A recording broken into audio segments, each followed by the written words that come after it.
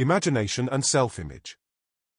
The subject of imagination and pictures of oneself have been touched upon previously, where it was said that as long as pictures of ourselves remain dominant, then no change of the self is possible. The reason for this is simple enough, as if we have a picture of ourselves as being a person who never tells a lie, we'd never notice naturally that we lie. This narrative of ourselves as being the kind of person that never lies will satisfy us, however much we actually deceive both ourselves and others. Here lies something that has to become a personal experience with regard to the practical psychology taught in this work. We have to experience ourselves in a new way. However, this teaching about self-image is little understood, even in theory. One reason is that people do not realize that they have pictures of themselves, and that they live by these images a great part of their lives. Self-image is formed out of the powerful force of imagination and governs us all. It can replace the actual for us with the imagined. And as we all know, imagination can easily satisfy our centers. We should all understand something of this by now. It is not simply that we have imaginary pictures of ourselves, but that we have them of others as well. Which is why it often seems that this work is brutal. Some earlier philosophers have questioned whether everything could simply be imagination. The work says that the human family is hypnotized and asleep through the power of imagination, however there are things in us that are not imagination. The twist is that much of what the world regards as imagination is not, and vice versa from the standpoint of the work.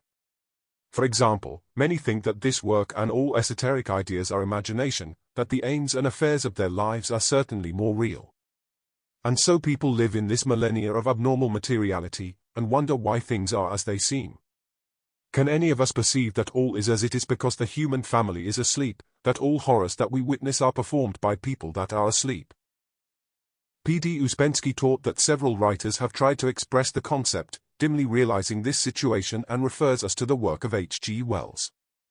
In the Days of the Comet, published in 1906 by Macmillan and Company in the UK and the Century Company in the US. His work speaks of a cloud passing over the earth that makes everyone awaken, so that people suddenly ask themselves what in the world they have been doing. We appear to be at war all of the time.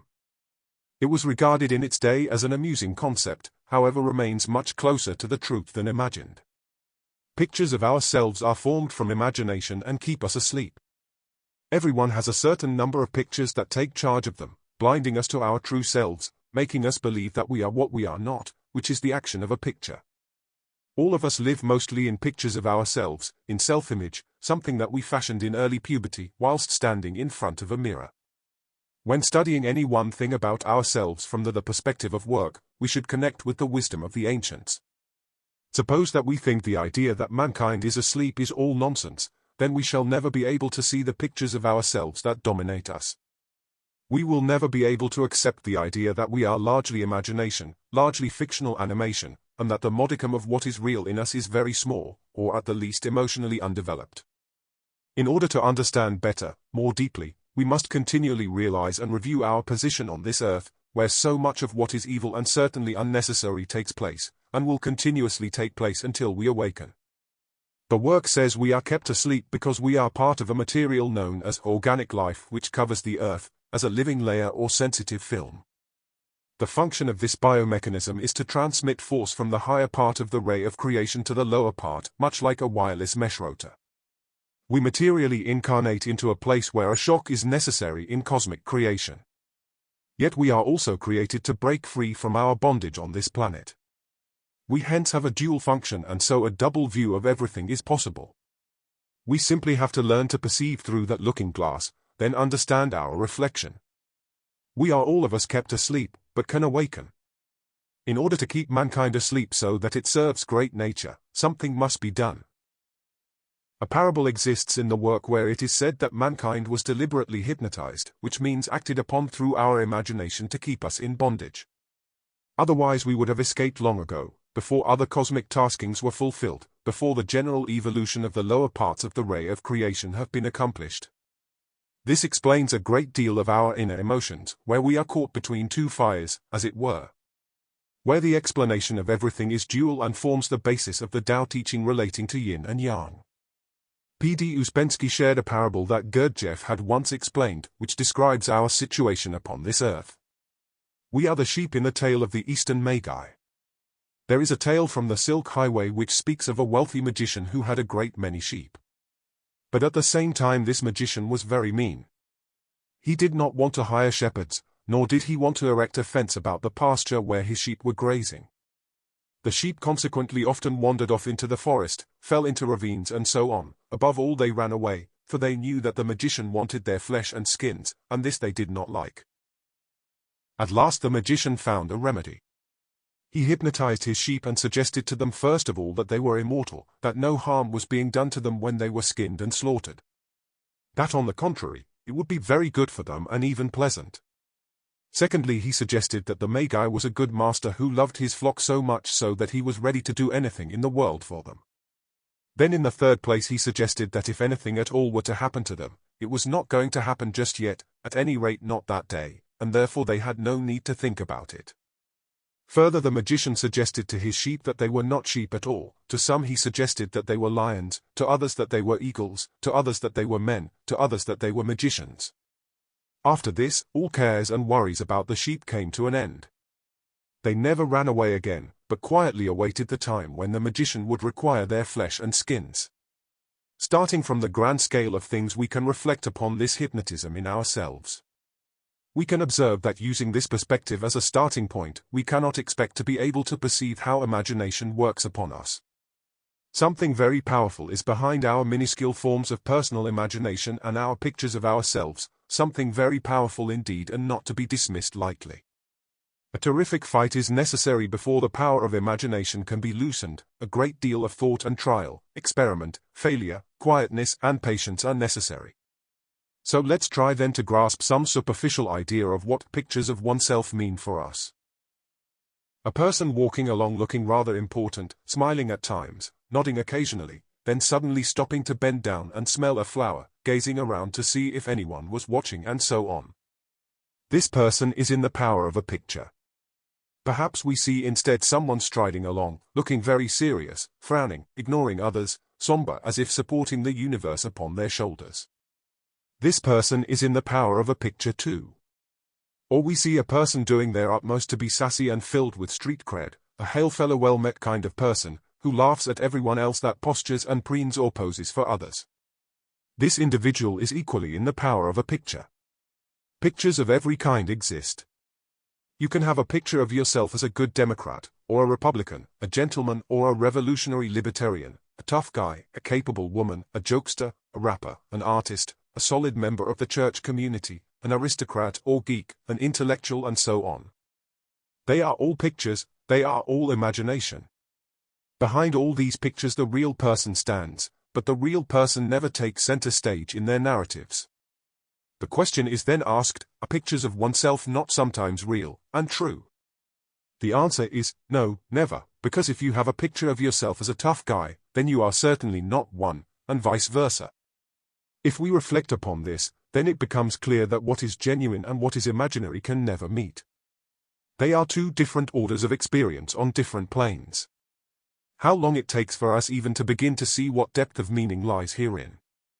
The imaginary man and the real man are as different as the imaginary woman and the real woman. We live chiefly in imagination, and meet each other via imagination, an exhausting nuisance it is for everyone concerned.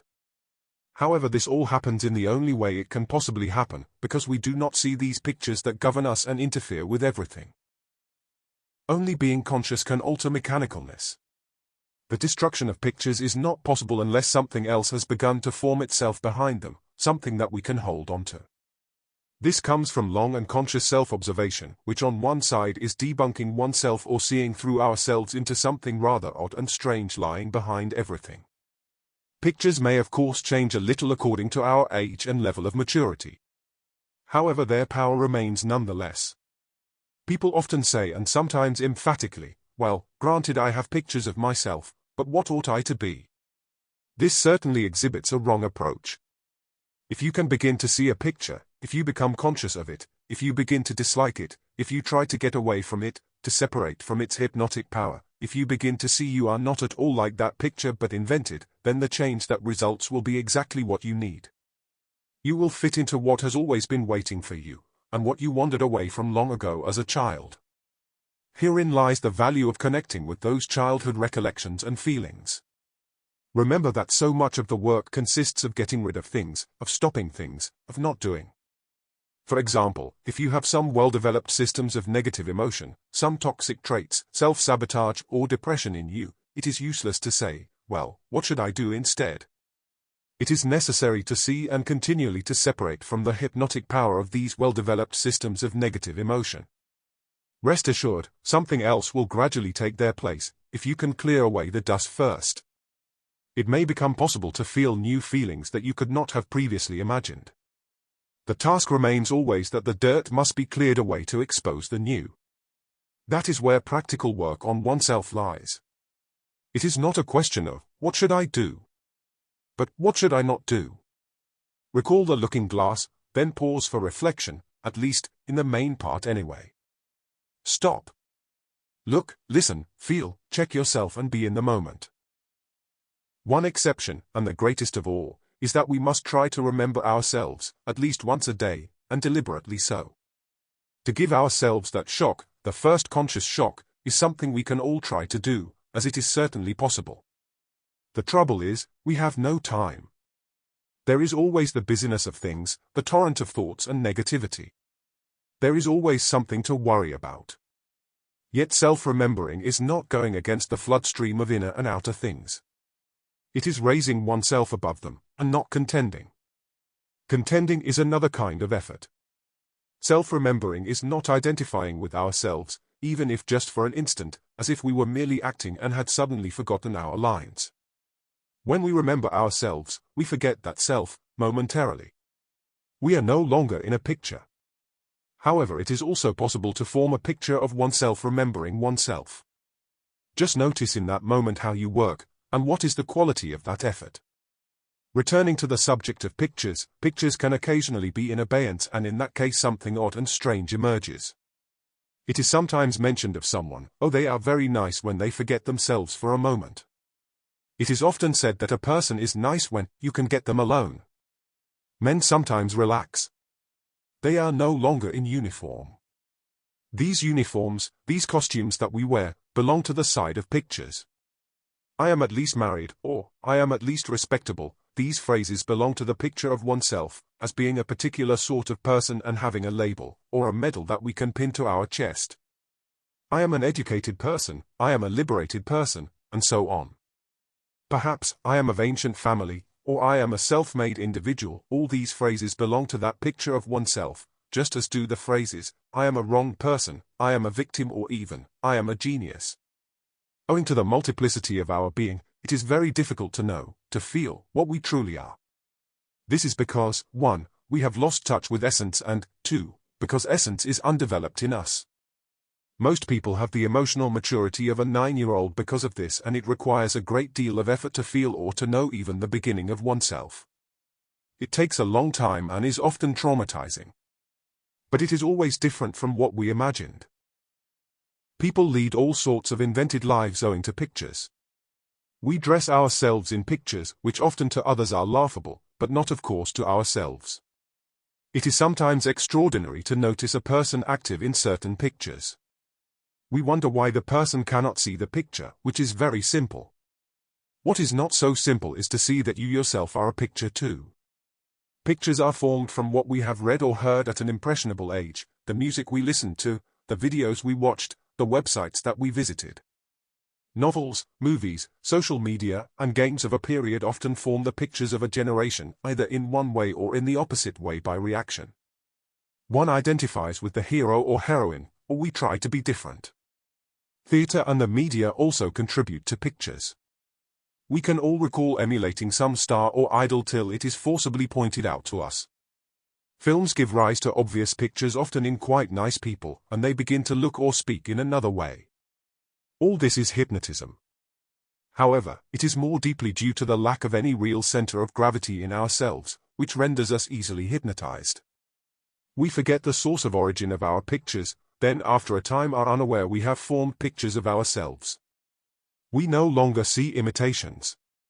We have no gold, so nothing real exists in us. Gold is something not acted upon. This happens perhaps more often today than formerly, because modern technology renders hypnotism easier by means of electronic media and the internet. People imitate others and form pictures of themselves being just what they are not. This has happened throughout all ages, however the means of hypnotism are more prevalent in our digital age. Grounded and simple, uninvented people are hard to find in modern life because everyone must needs be something that they are not. Yet we must remember that all this goes back to the hypnotizing force acting upon mankind which made us all imagine we are eagles, lions, magicians, and so on, so things have probably always been much the same, except more localized, cultural or traditional and religious. Gurdjieff would say that things were always much the same in all ages, where they form the general balance of things. I have often been interested in the remark, "I am a person who respects themselves." This has given me many thoughts, even before I met this work. However, it is still just a picture. Which self? I can understand someone respecting their work eyes, but not themselves. If we possessed real self-knowledge, and if we began to come into the feeling of real I, then we would never make any statement about the kind of people that we are. Real being makes no statements about itself. It simply is. To be is not to imagine. It is what it is, however, having no real I, we have to make some sort of shift first, and to maintain at least some pictures, such as we are ideally happy, grateful for what we have or are, where we find ourselves and so on. Unfortunately we never see these pictures, because they make us behave as we do. They act us. We do not act them. This is no great misadventure as long as we are not dissatisfied with ourselves, and begin to desire some definite knowledge that can make our existence more real. People are satisfied by their pictures of themselves. A thick, dark, dull atmosphere is produced as a result, but a very ordinary one all the same. It is possible to dislike it and wish to come into a greater sincerity and more light. But that is not necessary for life, for cosmic purpose. We strut about satisfied. Really, we can expect nothing other than what happens to us under such circumstances, and there is nothing further to be said. There is your food, there is your money, there is your position, there is your home, there is your family, there is your job, there is your motor vehicle, and there are your pictures. It is all quite simple, really.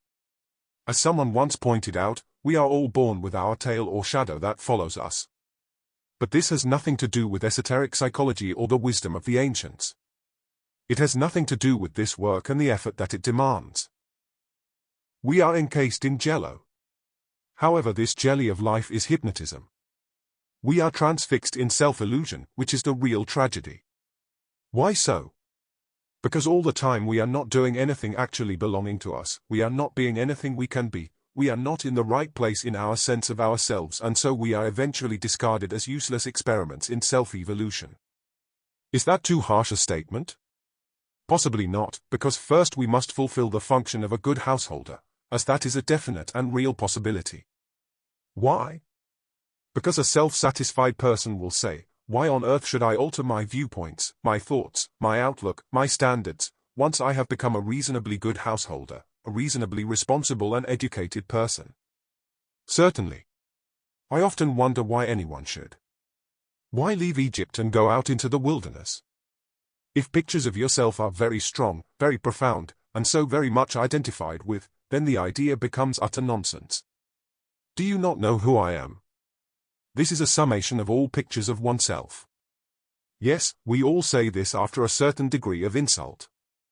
All the same, it is a tragedy. We crystallize out long before it is necessary to do so. We keep on driving about within the carriage of our picture. We never discover ourselves. Instead, we cling to and fasten onto our pictures of ourselves, which is hypnotism.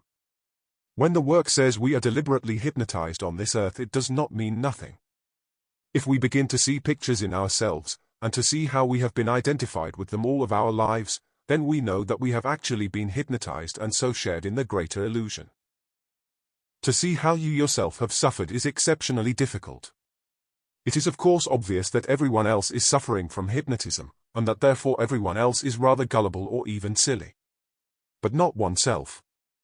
No one thinks they are a fool. What you really think is this: I am a lion, a genius, or an eagle, remarkable, a fine person, an exceptional individual, not in this particular and common way but in that subtle, unnoticed way, a violet not yet disclosed, a person not yet grasped, and in fact, a person who should never have been born into this soulless world. Yes, we all have such delicate false pictures without exception, but do not notice them. They furnish us with a great deal of satisfaction until there arise in us, when we begin to awaken, some very powerful contrary forces that for a long time we cannot understand, because we still cling to the ideas of ourselves, to that sense of yourself that is derived from your unrealized pictures. Let the forces of growth and evolution act upon you, and if you have not yet seen what stands in their way, you naturally suffer unnecessarily. You fail to see what they are up to inside of you, as long as you are accepting your pictures and not seeing them. If you have begun that laborious task of removing that sense of self-worth and revealed the true meaning of yourself, discarded those rather cheap self-images, then these forces that lie dormant within you become infinitely full of meaning. Naturally, though, we cannot change if we cling to what we are. However, this is what we do for many years, until at last we know that a turning point has been reached.